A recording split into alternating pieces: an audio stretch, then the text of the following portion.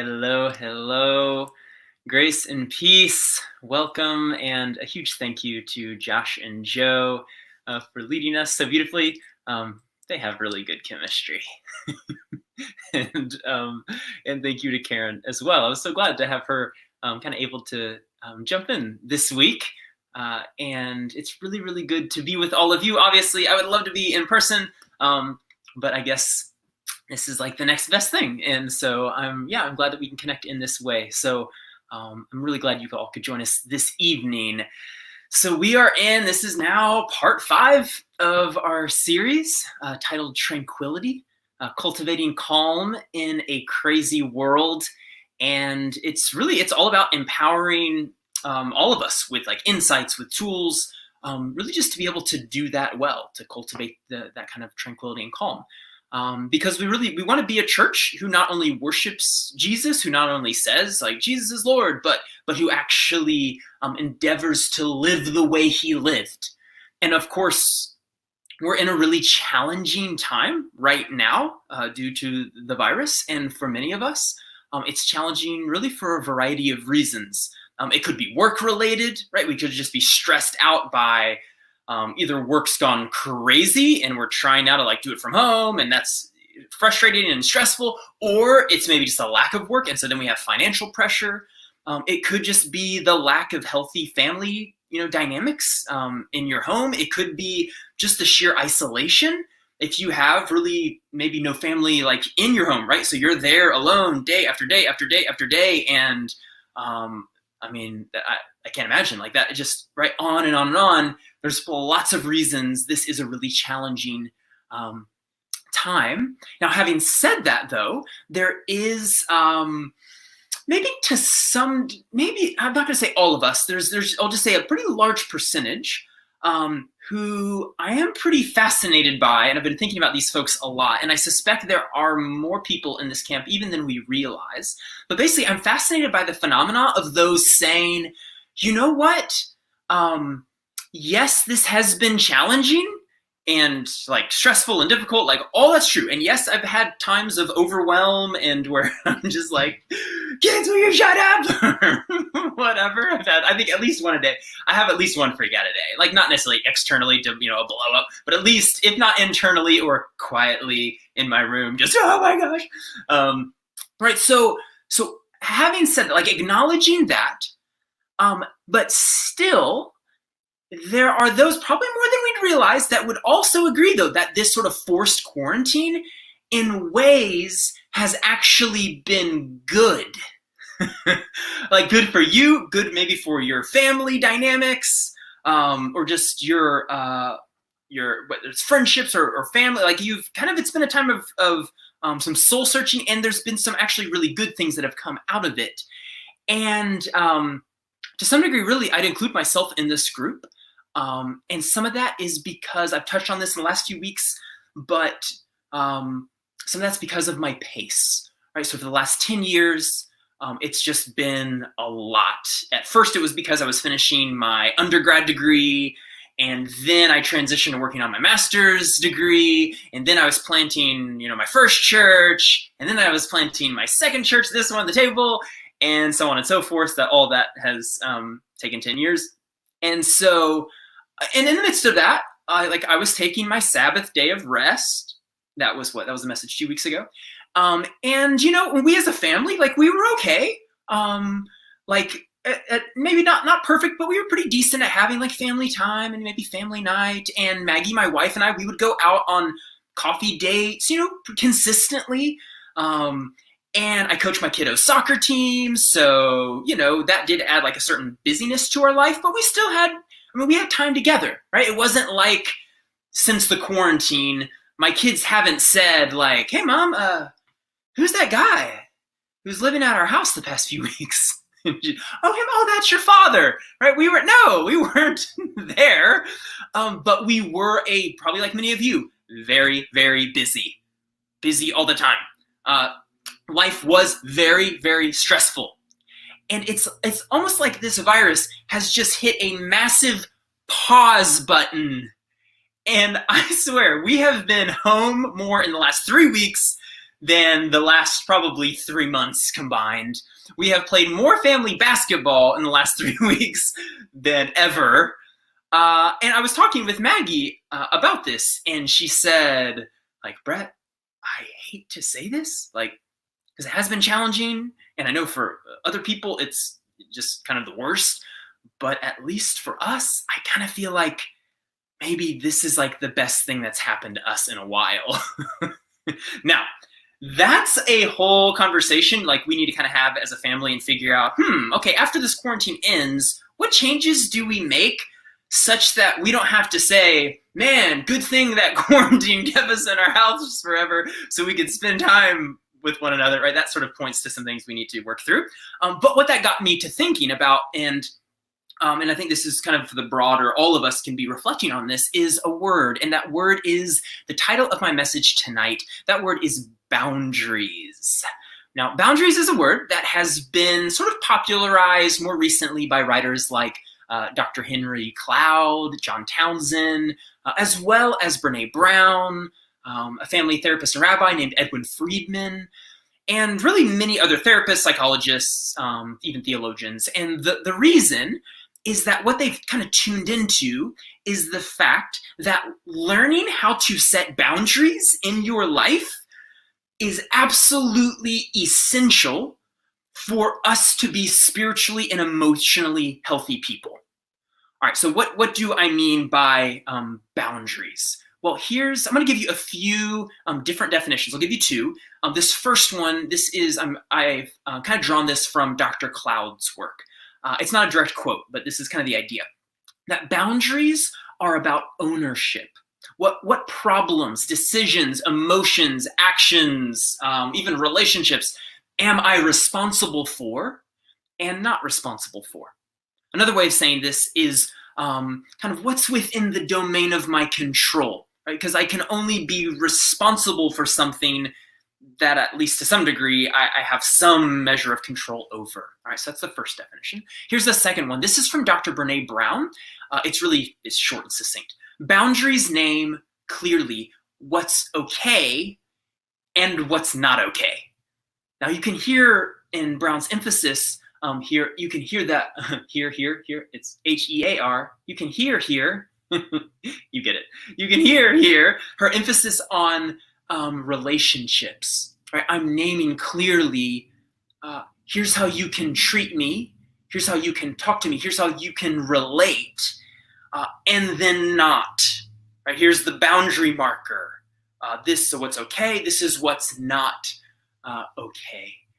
And one reason I suspect that some of us, maybe more than we might think, are finding this quarantine in sort of a strange roundabout way somewhat helpful is because it has forced some boundaries like into our lives, right? We can't be there for everyone. We can't do everything. And it's actually brought us some sanity. Now, the reason I believe this is particularly relevant in our context is because the Christian notion of love, the Christian emphasis on empathy, and even like service, serve one another, love one another, is often misunderstood to mean that we should live boundaryless lives. Right? It's misinterpreted to mean that anytime someone asks for our help, the answer is yes and never no. And not even the more gentle, not right now or not at this time. Right? We misunderstand Christian love to be something that's always non-confrontational, something that always pleases people, that always makes others happy. But what we don't realize is that love is not just about another's flourishing, which is to say, not simply their short-term happiness, but it's about their long-term growth and maturity, right? So, in other words, it is about their flourishing, but not just in the short run, but in the long run as well. I remember very early in our marriage, I was upset with Maggie about something, and I don't remember. we've been married quite a while. It's 15 years ago. And so we were something. I was upset about something. And I started to yell. As we say in Texas, I started to holler. That's like the Texas sweet way to say it. I started to yell. And I was kind of like yelling at Maggie.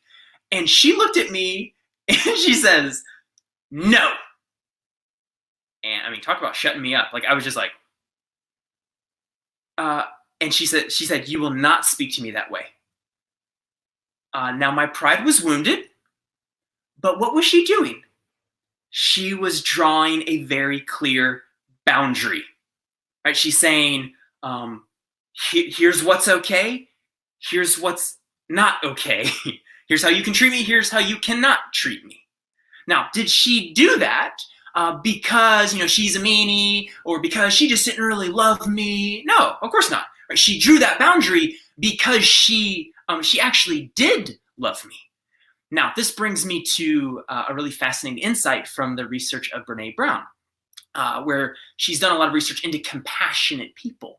And she said that as she did this research, it really shocked her to find out that the most compassionate and empathetic people she met during her research, these were people who were just the most loving, the people with the greatest capacity to sit with others in their pain and feel what they feel and just love them well through the process, that those people, she said, were also the most boundaried. Here's exactly how she put it. She said, the most compassionate people I have interviewed were the most boundaried. And I've been reflecting on this. Like, why is that? I think this is why. Because love without boundaries is a recipe for resentment. Right? I will eventually feel trespassed upon. And if I can't say no to you, then eventually I can't say yes. Right? To really give an honest yes requires that I could have said no. And but this is difficult for us because, again, we're good Christian folks. Like, we want people to feel like we love them. And so this brings me to Jesus. If you think about it, Jesus was an incredibly loving person, but he was also quite good at boundaries. So, I mean, here's a sermon I've never heard preached, but I'm about to give it to you.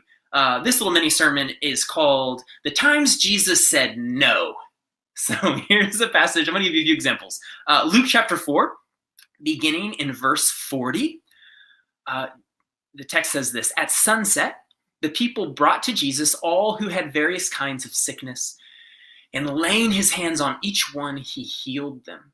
Moreover, demons came out of many people, shouting, 'You are the Son of God!' But he rebuked them and would not allow them to speak, because they knew he was the Messiah. At daybreak, Jesus went out to a solitary place.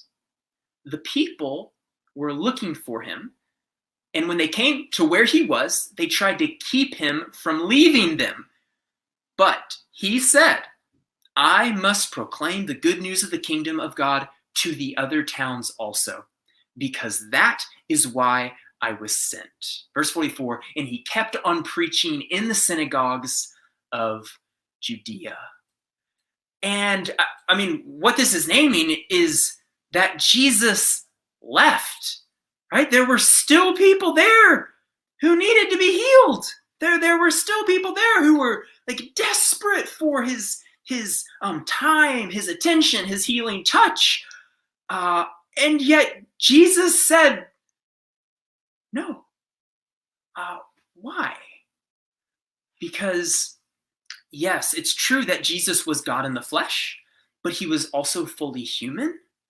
And he only had so much energy, so much capacity, so much time.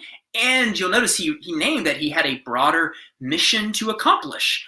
And so, I mean, it may look like, oh my gosh, you're supposed to be Jesus. Like, you're the nice guy. How could you say no? And yet he did. Here's another story. And this is one from Mark chapter 5. This is what Stephen Alviso preached on just a few weeks ago at the table. And it's the story of the demon-possessed man. You'll recall, it's quite a dramatic story of this man who he lives in a graveyard. He cuts himself with stones. He's incredibly violent. really kind of dangerous. The townspeople have tried to like chain him up, but in a wild-eyed rage, he rips the chains off. And so, I mean, he's sort of the epitome of like the outcast. But Jesus sees the man at a distance. The man sees him, and then the text says the man comes running like right at Jesus, that he throws himself at Jesus' feet. And then Jesus commands the demons to come out of him. They do. The man is utterly and completely transformed. Like for the first time in many years, the text says that he's fully in his right mind. And then Jesus begins to get into a boat to leave. We pick up the story, Mark chapter 5, verse 18. It says, as Jesus was getting into the boat, the man who had been demon-possessed begged to go with him. So notice, the man he's emotional, right? That word begged, you don't do that kind of coldly or intellectually. This is like, I'm envisioning a man maybe down on his knees, perhaps with tears in his eyes.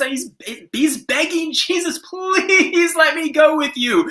And so what does people pleaser Jesus say? Well, verse 19 puts it very clearly. It just says, Jesus did not let him, but said, go home to your own people, right? He has a purpose here. To your own people, tell them how much the Lord has done for you and how he has had mercy on you. Again, Jesus, he was loving, he was compassionate, but he knew how to set boundaries. He knew how to say no. Here's one last example. This is short and sweet. Jesus is teaching a number of people. It's like a crowd of people, when suddenly one of them requests that Jesus help mediate a dispute between them and their sibling about an inheritance. This is Luke chapter 12. We start in verse 13. Someone in the crowd said to him, teacher, tell my brother to divide the inheritance with me. Jesus replied, man, who appointed me a judge or an arbiter between you? In other words, what are you doing, bro? Like, don't triangle me into your family dispute. You need to like work your stuff out. Now, what fascinates me about these stories is that in them, Jesus appears to be what we would call a bad Christian, because we think of Christian love as being, basically being an incredibly agreeable person, always saying yes, never hurting someone's feelings, right? Never challenging someone to grow up. But as I said earlier, that's not love. So I want to spend some time getting really practical with you. So I want to shift to, here are 4 myths about boundaries, just to kind of keep unpacking our thinking on this. And these 4 myths I got from Dr. Henry Cloud and Dr. John Townsend, their book titled Boundaries. You can pick that book up if you would like some more kind of in-depth teaching on this. So let me give you 4 myths. First myth. If I set boundaries, I'm being selfish, right? We get this. Like, I can imagine someone looking at Jesus in those examples above and saying like, that you are being selfish. It's not about you, Jesus, or something to that effect. But the truth is, with boundaries, it's actually the opposite. As we looked at in the passages, like I just named, right? Jesus' ability to set boundaries, that was so key. But here's how Brene Brown puts it, right? She said the most boundaried people are the most caring people. Why? Because I can't give what I don't have. If I can't love others if I'm utterly and completely depleted. And honestly, what your family, what your company, what your church needs is really the best you. Which means we want you to set boundaries. That's healthy. Like in the end, we win, your family wins, your marriage wins, your relationships win. Like it's good. It's the opposite, right? It's not if you set boundaries, you're being selfish. It's if you don't, like that's the selfish thing. Okay, so that's the first myth. Second myth, boundaries are a sign of disobedience. So this comes from kind of messed up communities and, if I'm really honest, a lot of times religious church circles. Sometimes in those kind of communities, you'll hear something like, hey, a person, they're setting boundaries and they're just, they're not really on board with who we are. They're just not really a fit. They're just not really giving us, what we need. They must have like a hard heart. And again, that's just bad theology and badness. That this is a completely irresponsible way to think about it. Because the truth is that a lack of healthy boundaries in our lives, that's actually a sign of disobedience to God, right? It's not the other way around. It's not by saying yes to everyone and totally overextending myself that's like God honoring. In the end, right, God has given us a certain capacity, a certain, you might even call it like a circle of care and responsibility. Other people have called it a sphere of influence. And he's called us to steward that. And yet, if we spend, years utterly depleting ourselves with no boundaries, and then in the end, we'll probably blame God and everyone else, like, how could they have done this to me? When actually it was like our problem in the first place, right? Like, it's much better if we just go ahead and set those boundaries. That's actually a sign of obedience to God, and that's really what's best for our communities. Third myth, if I begin setting boundaries, I will be hurt by others. This is a tough one, because often we fear, right? If we start setting these boundaries, then, oh my gosh, like my spouse will leave, or my friends will abandon me, or my kids will hate me. Here's how Henry Cloud and John Townsend put it. They say, boundaries are a litmus test for the quality of our relationships.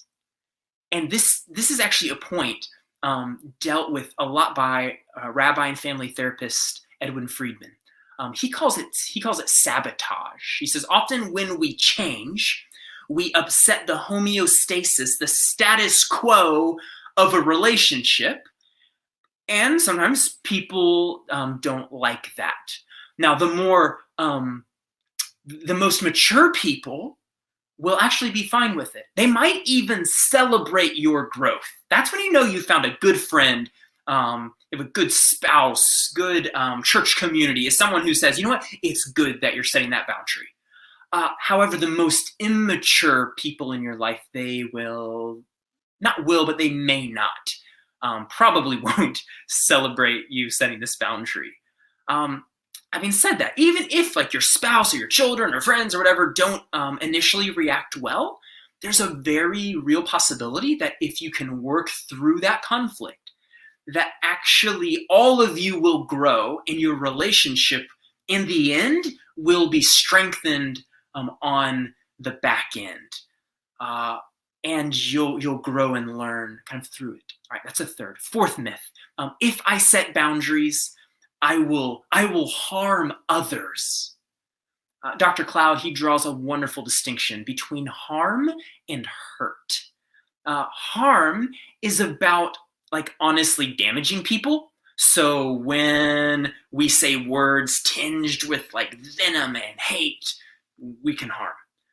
When we use our bodies to do violence, we can harm.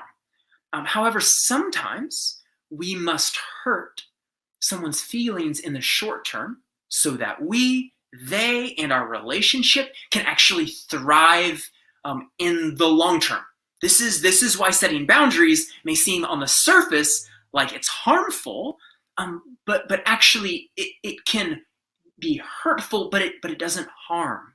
On the other hand, avoiding conflict, right, refusing to set boundaries, and refusing to challenge others, that may seem really nice, but actually in the end, that just might be the most harmful thing you can do to yourself and those you love. As you can see with boundaries, boundaries are all about the long game. I agree. If you just want short-term comfort, Don't set boundaries. Live with no boundaries. It's in this moment, in this conversation, in this day, this week, like it will almost always be easier to just not set boundaries. But if you're playing the long game, which all of us should be, right, in our relationship with Christ, with others, with ourselves, that it's so vitally important that we learn to set boundaries. Now, all of this might sound like input for maybe like after the season we're in, once this virus is over and we all return to a more normal, whatever that new normal will look like, kind of daily existence. But I really don't think that's the case. Like this is just for some time down the road. We really do need boundaries today. We need to choose like healthy ways of relating and loving and being honest today. For example, relationally, you might need to have an honest conversation with someone that you're relating to in like your home or family or something, where you say, hey, you can't treat me like that. Or that, no, we're not going to speak to each other like that. Or if you've maybe been caring for people for weeks on end, like in your house you're setting, whether it's kids or a friend in need or an aging parent, you might need to say, you know what, I need a day or an afternoon or an hour. And in that time, I'm sorry, I cannot care for you. I overheard a funny podcast this week from Jen Hatmaker. So Mindy, my sister-in-law, was in the kitchen and she was like playing this audio clip, and I was like turned up, and it was Jen Hatmaker, who apparently had just kind of reached, if y'all know Jen, she's kind of a Christian like author, writer, that's the same thing, author, writer, podcaster, public speaker. She's wonderful. But she does these podcasts. And so she had been, though she has like teenagers and full house and all that, and she's been caring for people unendingly, like many of us. And so she finally had just reached the end of it. And so she like made this podcast. She said, I'm sitting in my bathroom, like in my bathtub, and I have a glass of wine and the door's locked. And she's like there shooting this podcast. Basically the podcast was, oh my gosh, y'all, I am so done. D-O-N-E, done. And what's she doing, right? She's setting a boundary. Sounded like maybe she waited a little too long, but nonetheless, she's setting that boundary, and I think that's a really good thing. So I'll close as a final quote from Brene Brown. She's talking about, since learning about boundaries, she said, I'm not as sweet as I used to be, but I am more loving. And friends at the table, that's exactly who I long for us to be. Like, I don't want us to be the sweetest church around, but I do want us to strive, to long to be the most loving, the most compassionate, the most honest church that folks have ever interacted with. Because I think that kind of church community, that's one that's learning to be like the Lord Jesus. So we go ahead and pray with me. God, I know this is one of those topics that preaches really easy, and we can kind of nod our heads and say like, yes, I so need to do that. But it becomes incredibly challenging in the moment. And so I lift up every person listening or watching to this message, and I pray that you would give them courage, courage to set those boundaries that they need in their life to thrive, to be healthy and vibrant and to flourish, and that you would give them the wisdom to know how to go about it, that they wouldn't rant and rave and freak out and yell at people, but that they would calmly do the thing you're calling them to do, establish the boundaries that they need. And Lord, may you through this process grow all of us up into the fullness of the image of your Son, Jesus Christ, because that's our purpose and heart. And as we do that, may we impact others in beautiful, beautiful ways. So it's in the name of Jesus Christ I pray. Amen.